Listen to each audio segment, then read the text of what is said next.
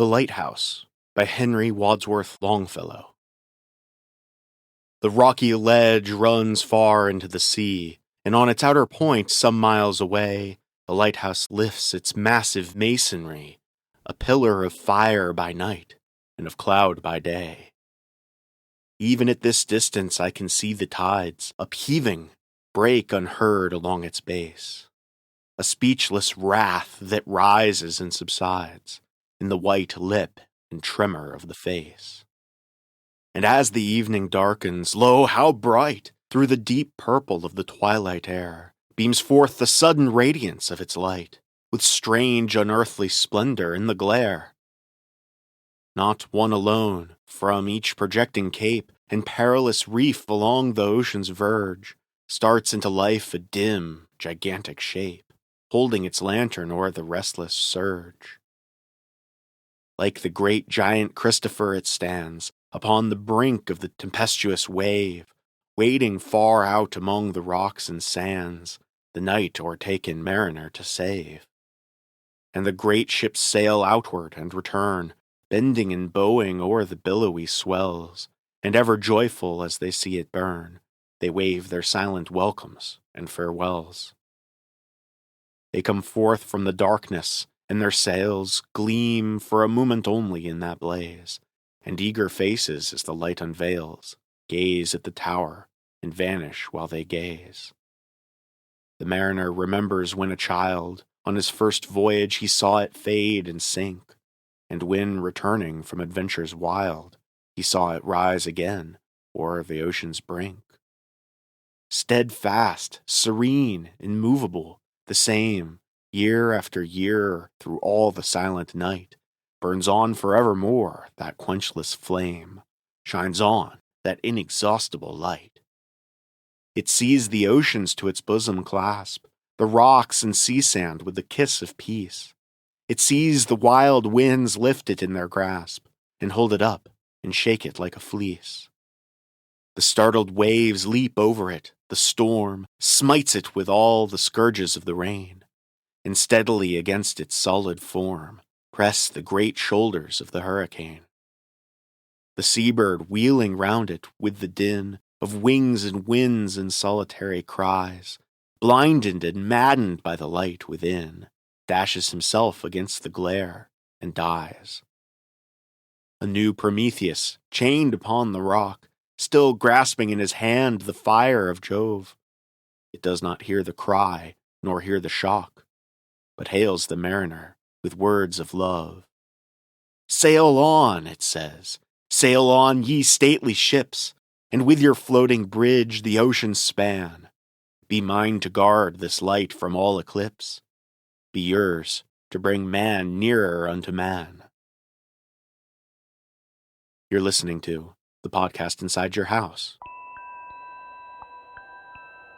by Annie Marie Morgan and Kevin Schrock, with today's episode written by Annie Marie Morgan and music by Hex System.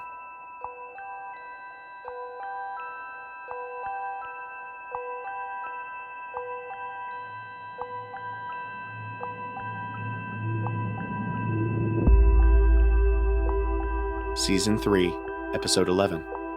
My best friend vanished in a national forest. I found what was left of him.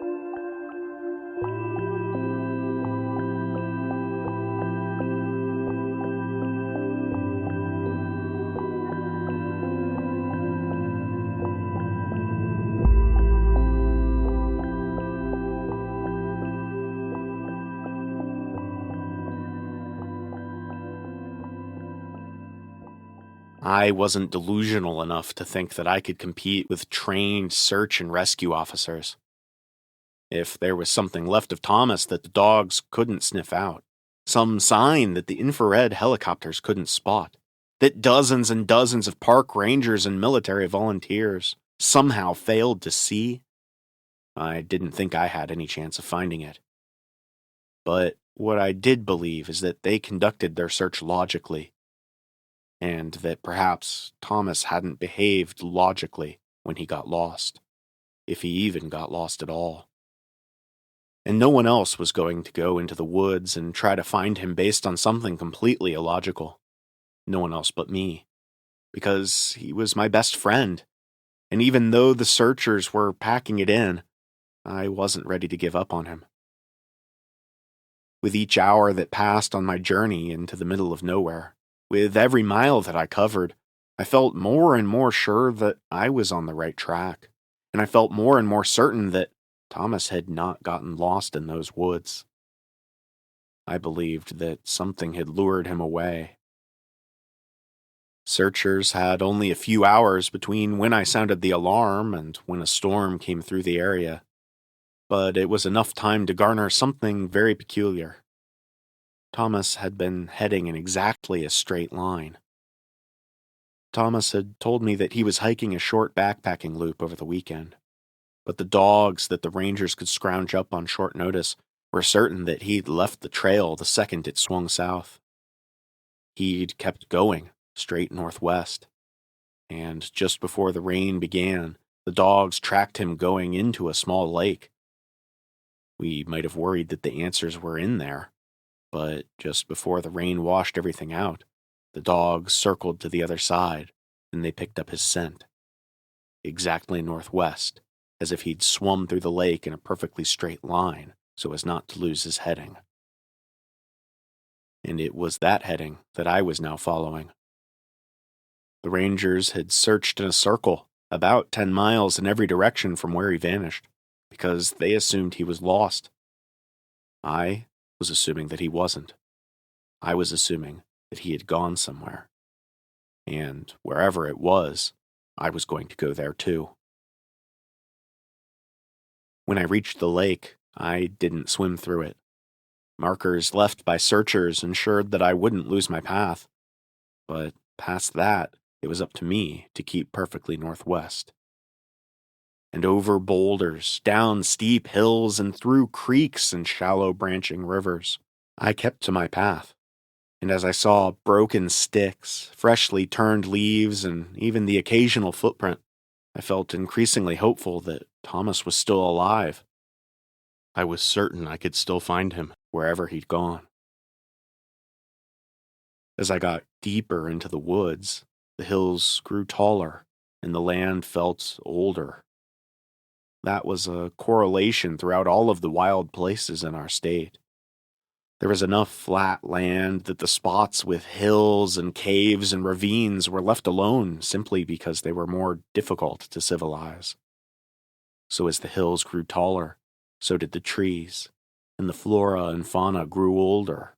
Plants that had been spared the glaciers thousands of years ago were also spared the axe when humans came through. The honeysuckle of the plains was replaced here with waxy-leaved rhododendrons. Ferns and moss took the place of the lowland grasses, and the shaded streams were all lined with bamboo. Down here, there were rattlesnakes and bears, beasts long ago driven out of the farmland just hours to the north. And even older reminders of the past stuck around. The honey locust trees, with their giant thorns, stood at the ready to protect them from mammoths and ground sloths that hadn't troubled them for millennia. But the thorns did a great job of protecting those trees from me and slowing my pace when I had to bushwhack in their presence. The threat of rattlers and cottonmouths kept me going even slower still. I loved the woods dearly enough to know that it was not a safe place, that danger could be lurking under every rock, around every bend, and that was part of what made it so special. As I sweated and slogged through the brush, I found myself enjoying parts of the hike. It had been so long since I'd been able to commune with the woods, and I had missed it, enough to find myself forgetting, for brief moments, why I was out here in the first place. The sun dappled leaves, the birds that were so much more plentiful than in the young woods back home, would lull me into almost a trance. Then I'd snap out of it, and I'd remember that Thomas's life was at stake. I'd turn my eyes to the ground, my eyes watching for snakes and thorns and poison ivy, and above all, watching for tracks. But the further into the woods I went, the more the almost perceptible boot prints vanished, and the more I found myself trying to divine meaning from dents and slips in the mud that could have been nothing more than the natural imperfections of the ground. But I so desperately wanted them to be signs. As the sun started to grow low, I kept watch for clearings and flat spots, but the woods were thick and unforgiving, and eventually I settled for an old tree well.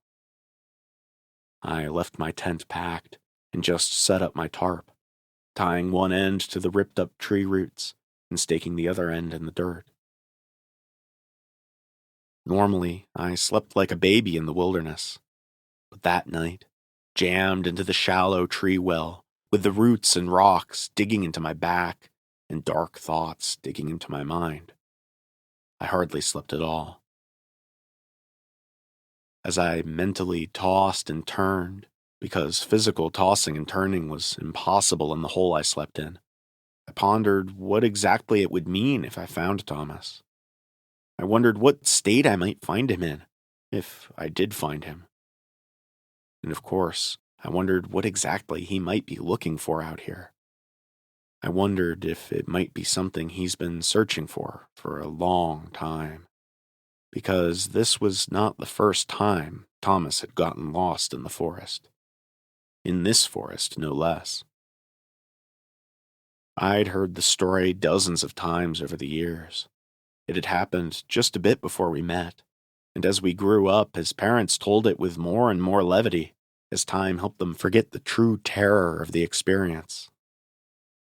It had been the middle of the summer, a decade ago, half our lifetime ago.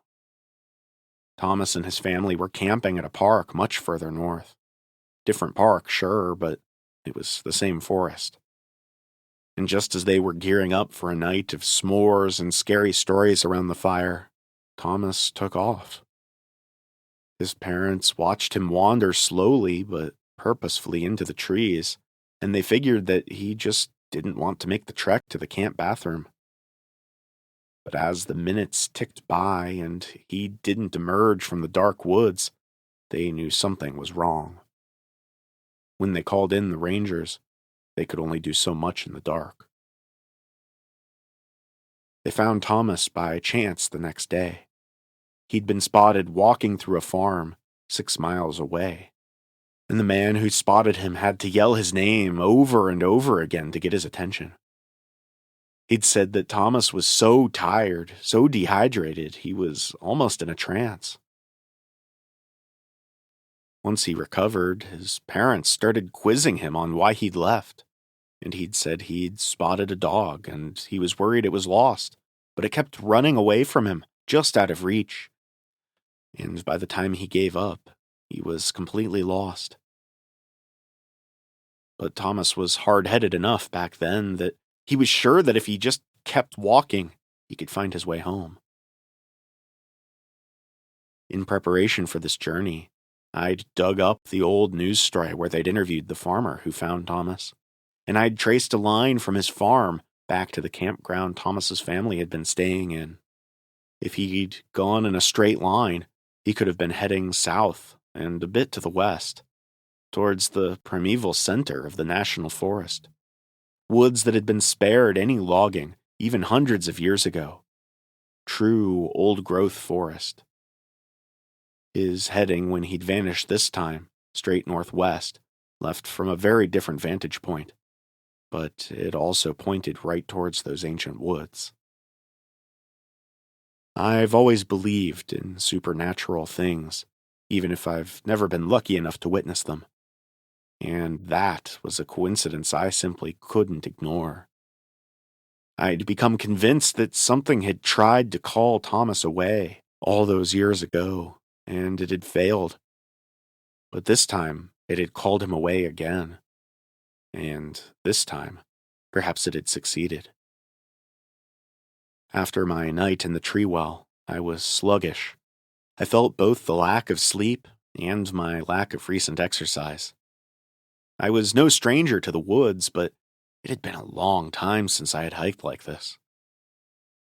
I had a satellite phone and a portable GPS with me, and Thomas was supposed to have one, or both of those things with him as well.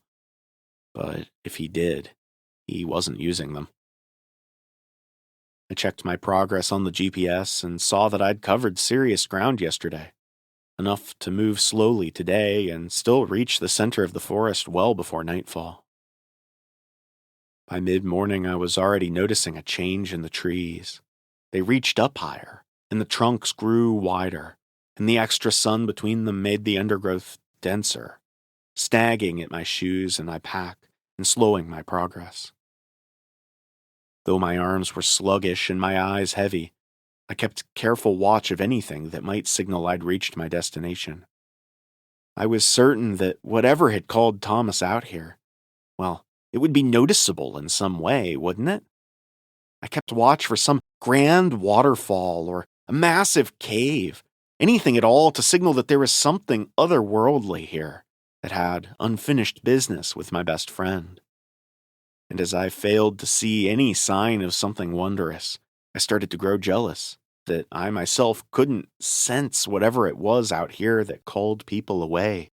I was jealous that Thomas had some mysterious cosmic connection that I was lacking.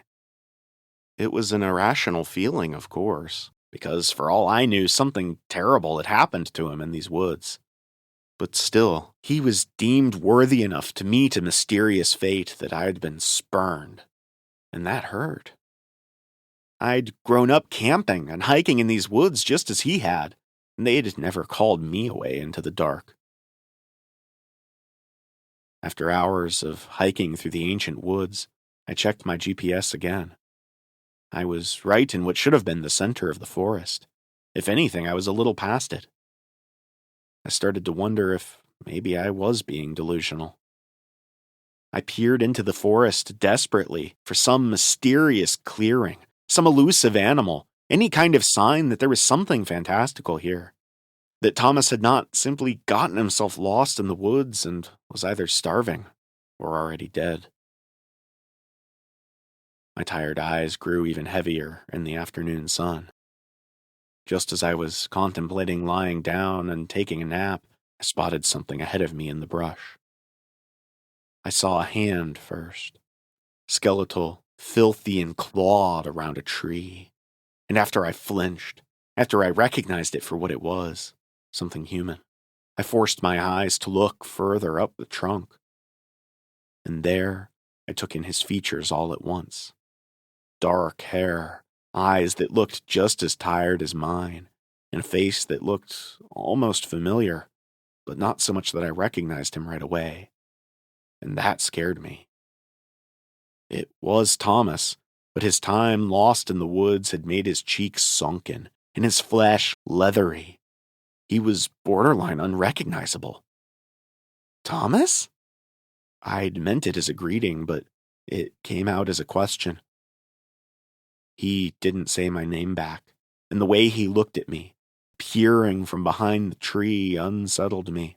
It was like he was watching me with eyes that didn't recognize me at all, eyes that had somehow forgotten that we'd been best friends since middle school. Thomas, it's me, I said. I came to find you, to bring you back. He studied me a second longer, and I fought the urge to back away. I fought the urge to run. Finally, he came out from behind the tree, and I was shocked at how thin he looked. Even under the ratty flannels and jeans, I could tell he was all joints and sharp angles, poking out from beneath thin layers of fabric and skin. And despite the alarm bells going off, despite the escalating instinct to just run away, I walked up to Thomas, and I hugged him. He was all tendon and bone, and strangely he seemed a little taller than I'd remembered. He took a second, but eventually he reached his skeletal arms around me. I broke out of the hug. Sorry, what am I doing? Here, let's get you some water and food, and here, I can call the rangers. I handed him my water bottle and pulled my pack off to unzip the pocket I kept my satellite phone in. But the pocket was already unzipped, and the phone was gone. I had my camping knife in that pocket as well, and it too had vanished. What? I said. And then I thought of Thomas's bony arm reaching around me, around my backpack. But I pushed that thought away. It was nonsensical. Thomas studied me with eyes devoid of any affection, of even the barest hint of familiarity, and I realized I hadn't yet heard him speak. My sat phone was right here, right in this pocket. Will you help me look for it? And he didn't answer, but he nodded, and together we searched the brush on hands and knees. I waited for him to break the silence, but he didn't. Thomas, buddy, how are you doing? Did you drink any water? I saw the bottle just sitting untouched on a small boulder, but I just wanted him to answer me. And as he studied me with feral eyes that seemed to be assessing me, I thought of all those stories you hear of things that look like people, but aren't. And I tried to brush that thought away too, but it would not leave. And then finally, mercifully, he broke the silence. I'm not supposed to drink the water. And with those words, in what was unmistakably his voice, I calmed down just a little bit and figured he was probably delirious. It's okay to drink the water. It's been filtered. I stood up, my hopes of finding the satellite phone and the knife slowly fading. I opened the water bottle and held it up to his face. Where am I? He asked me. You got lost for a while, but I'm going to bring you home. But first I'm going to need you to get hydrated a little bit. He narrowed his eyes, as if I was trying to trick him, but he grabbed the water bottle and he took a few swigs. And even though it was cloudy with iodine and dirt, he said, "Oh, that's amazing." We sat down and I explained to him we'd have to hike out because my sat phone was gone and my normal one wouldn't get reception, even if we were all the way back at the trail parking lot. But I'd brought extra food and we could filter all the water we needed. I tried to coax him into eating a protein bar, and he just said, I'm not supposed to eat the food. After lots of assurances, and after taking a bite myself to demonstrate it was safe, he finally wolfed it down. I remembered learning in school about people who were rescued from starvation situations, prison camps and the like, who died from eating too much too quickly. So I told him that was probably enough for now. We checked one more time for any sign of the satellite phone, the camping knife, but they were gone. And with that, we were off. Thomas kept pace with me surprisingly well, and I gave up on conversation quickly. I just needed to get him home, where people more qualified than me could figure out how to help him. We made it over halfway back before the sun began to grow low. I started looking for a spot to camp, and this time I found one almost right away. It was a small clearing, one I hadn't remembered passing on the way in. When it came time to build the fire, Thomas took over instinctively, and I let him. And once it was going, he said, "That'll keep the monsters away, right?" And I told him it would. We split a dehydrated meal. I would have felt bad eating too much when he couldn't. I talked to him about how much everyone was missing him, how hard they'd been trying to find him. He only gave small nods or vague sounds. It was like talking to a brick wall. I caught him up on other things too, because it had been a few weeks since we'd last seen each other, even before he'd vanished, and I couldn't stand the thought of sitting in silence. He absorbed it all, listening closely and watching me strangely. It reminded me of when we were young and both outcasts, both slow to figure out those nuances that made others feel at ease, that made one likable, sociable. In middle school, he'd lagged further behind, and I'd catch him watching me, studying me as I started figuring things out. As we went into high school, he jumped ahead of me. Sociability was not static, and he'd kept up with changes better than I. As we'd learned to drive, as we'd prepared for college, I found myself studying him the way he'd studied me only a few short years prior. And by the time we graduated, we'd mostly figured things out together. We'd mostly figured out how to behave around other people, banishing that strange otherness that had made us both pariahs when we were young.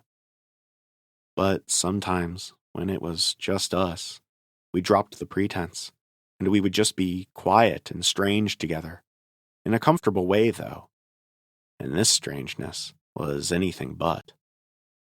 The way he was watching me now, it was like he'd reverted back to being the middle school outcast, back to being the only person who seemed to be worse at speaking to others than I was. And it tugged at my heart.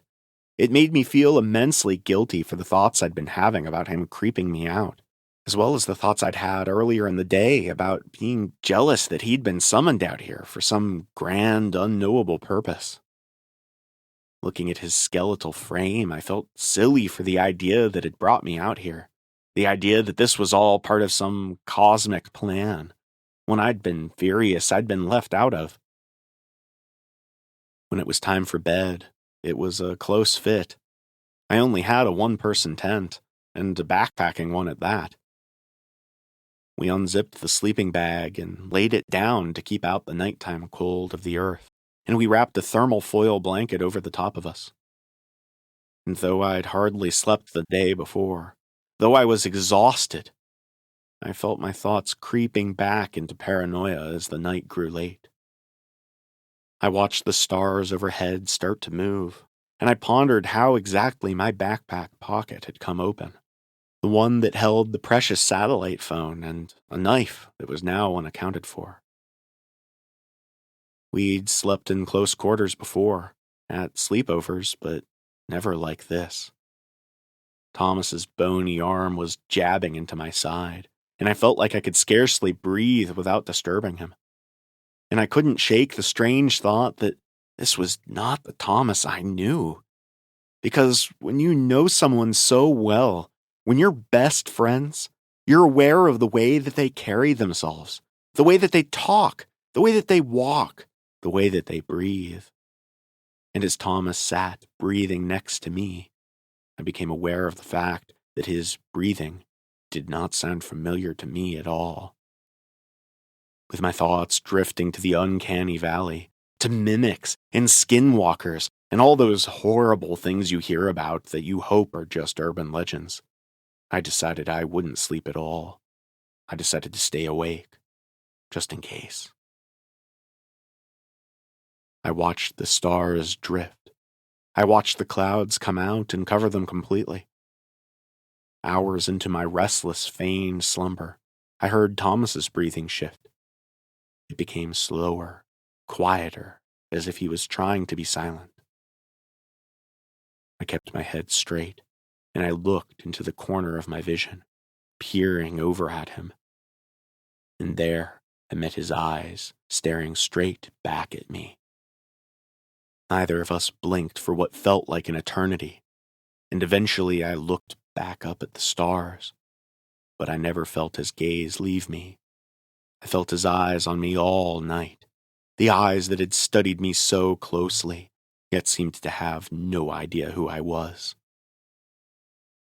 I spent the night suffocating, breathing as quietly as I could so I'd hear the slightest movement. And next to me, I heard him doing the same. When the sky began to gray and the birds started to sing, we both got up, neither giving any pretense that we'd just woken up.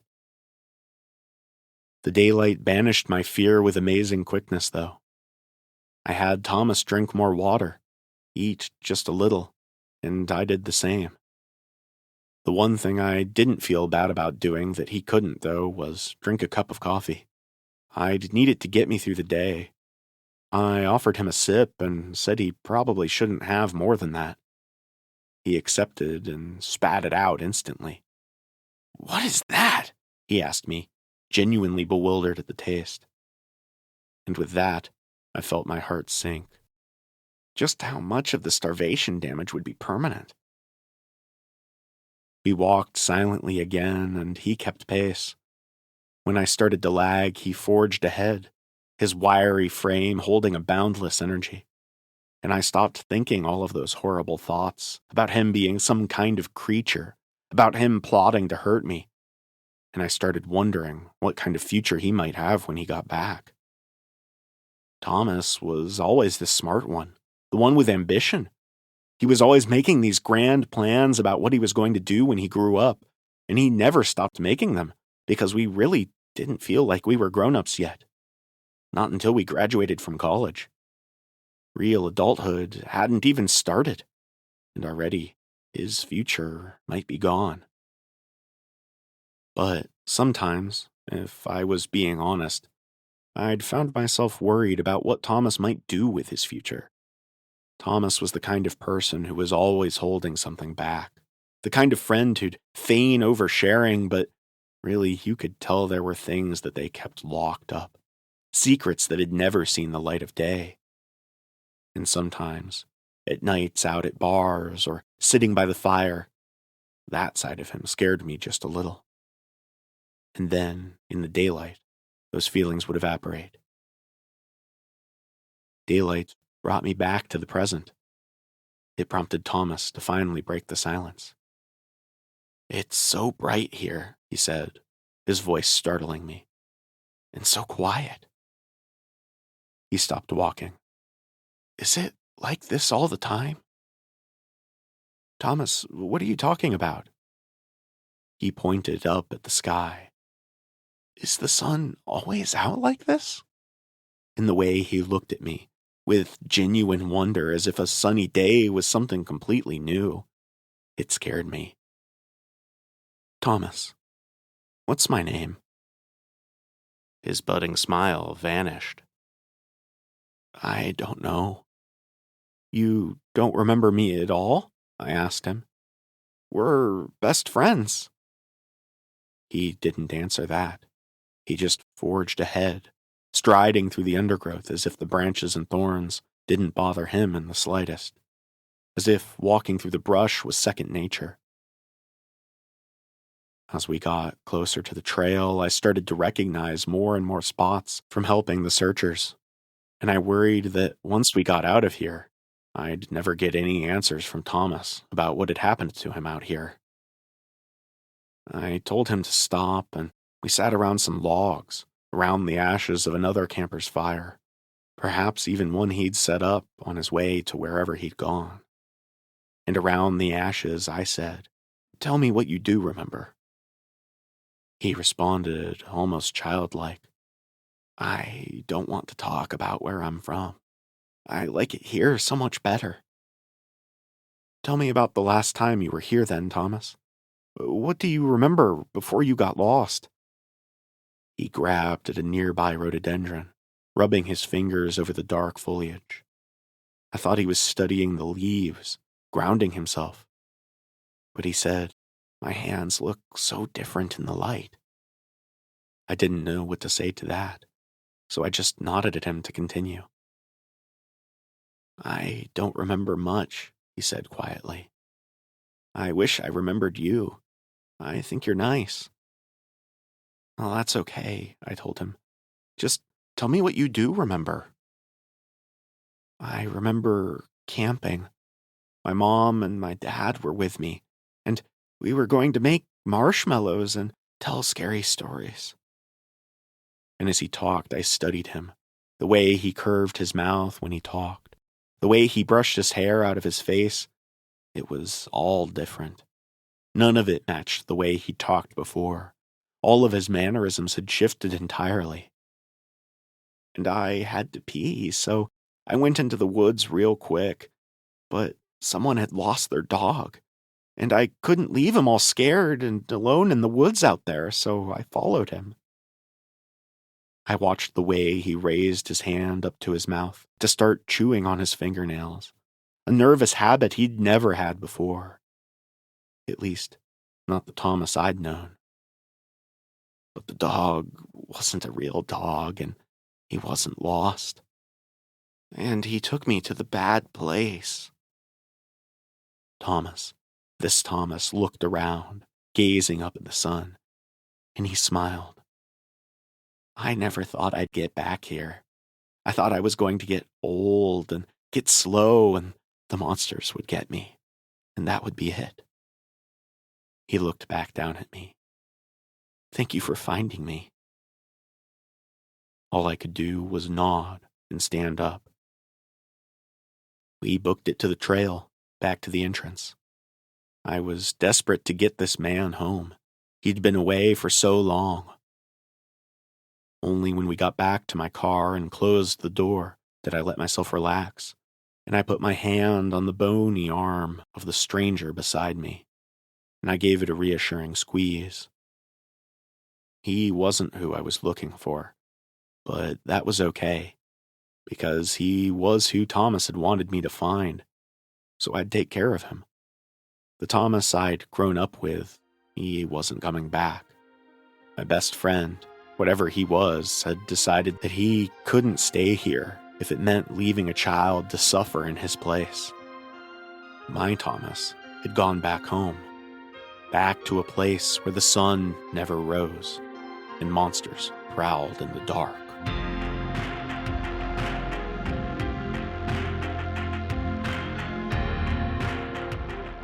Thank you for tuning in to this episode of The Podcast Inside Your House.